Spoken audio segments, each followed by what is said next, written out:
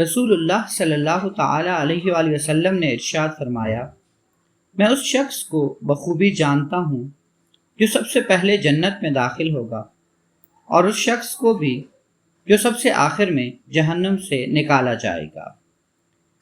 قیامت کے دن ایک شخص کو دربار الہی میں پیش کیا جائے گا اور کہا جائے گا کہ اس کے چھوٹے گناہ اس کے سامنے رکھ دو اور اس کے بڑے گناہ اس سے مخفی یا چھپا کے رکھو۔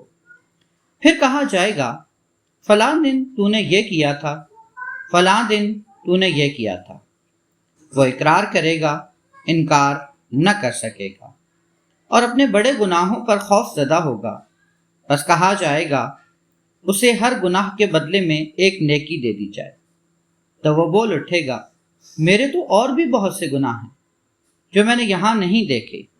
جناب ابو ذر رضی اللہ تعالیٰ عنہ فرماتے ہیں، بس قسم ہے میں نے آقا علیہ الصلوۃ والسلام کو دیکھا کہ آپ ہنسے یہاں تک کہ آپ کے سامنے کے دانت نظر آنے لگے۔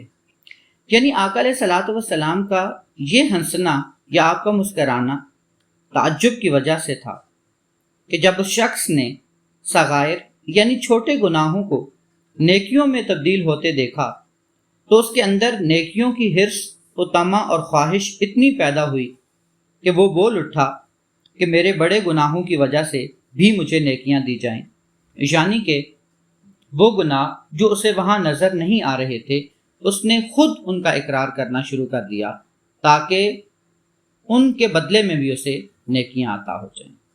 سبحان اللہ، بہت ہی پیاری حدیث ہے، اور اس سے یہ ثابت ہوتا ہے کہ اللہ تعالیٰ کی ذات کتنی غفور الرحیم ہے۔ مزید اسی طرح کی ویڈیوز دیکھنے کے لیے اس چینل کو سبسکرائب کر لیں۔ والسلام علیکم ورحمۃ اللہ وبرکاتہ۔